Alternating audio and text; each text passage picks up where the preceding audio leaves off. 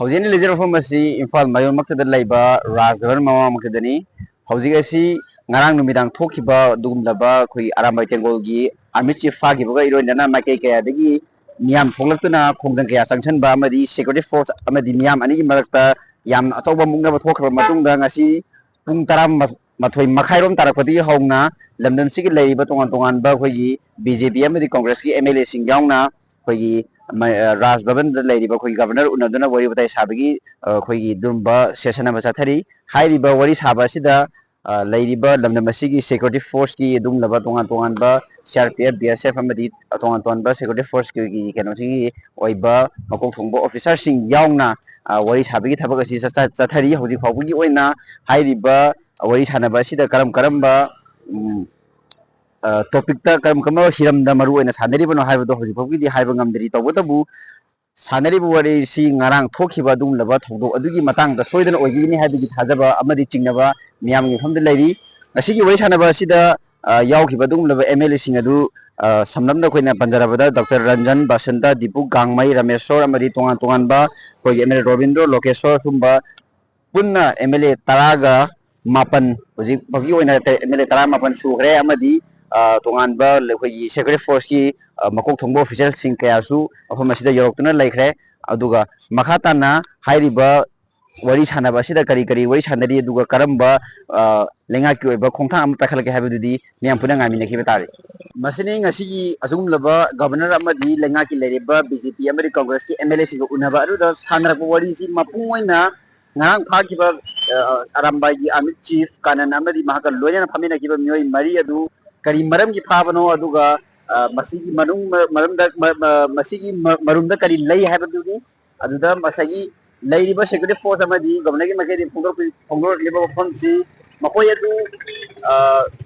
arambai tengol amadi kanan phabaga arambai tengol nor mari amta leinade kanan khari basi CBI gi oiba tonganba case ama leibagi phabane habo phom adu phongor piraki aduga mahakal loinana phamina giba mioi mari adu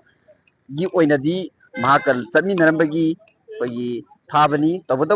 magasadam sabi namagi phab oragasu athu matamda makoi mathakta kari case lebige habadu yangsanaba matungda kasu thoidoba case lemdragadi release tawnaba wafum phongdolakpada natana koi leiba sanguriba MLA singi makedi su haiba myo singa du athu bara thadoknaba taksalam kiaba wafum sing phongdoklambada natana kan phabada generiba magi sibada leba case adu kari karamba maram gi damakta phabano haibadu athu matamda pajamyam khangna Pongdolaknaba taksalam yahaba wafamsing pongdolakmadana tana leiriba prajamyamna hojik leiriba lebaki oriba tangdu leitadaba film masida koi thogleiba thogdo wathok asi achumbana karino aranbana karino haibadu khanthaminaraga rek tawminasi haba wafamsing koi BJP gi spokesperson oriba koi lamlai asigi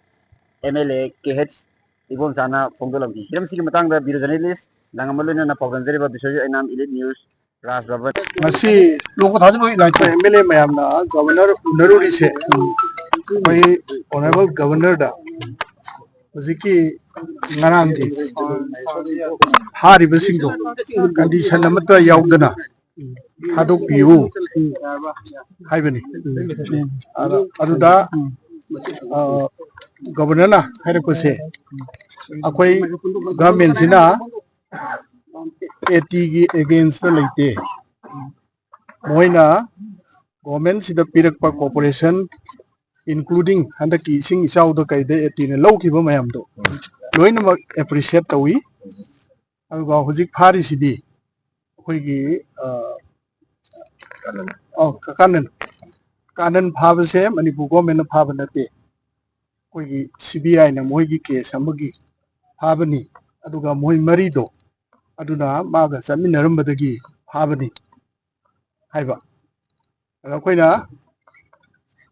kari maramgi CBI na phabano karamba case no hangbada madagi du moisu as of now ji phaugi di khangde hai adu koina madu yam thuna public ta CBI gi maigi dagi koi gi press clarification ma thoaga hojiki mabu phariba CBI gi case to karamba case no haibido singto u haibisi makoi thame adagi moi mari habaduna maga saminarambaduda habani moi dudi screening tawraga thidongna moiduna phabaduna state police na phabane haiba CBI case ka senade moi state police na maga chaminaram badu da phabani ada moi si kari kari de involve tawi state map du clarification thuna tawraga moina thidongna kan ba case nu involve tawdraga di moi de dum list tor ko sai haine aduna both CBI gi clarification aduga state ki policing gi clarification haidi tawham thokpa screening na chingdo tawraga thuna thad o haibse masine ko kan taksin jar okay niyam da appeal tok janing base ngasi gi akoi gi Manipur gi oiri ba figam se yamna complicated oiba aduna maram oidana akoina karigumba ma tholok rasida kali gaidi aseng mana karam bano aran mana karam bano du thidu oga maduda ek tawraga di hena phagadra ina khali haiba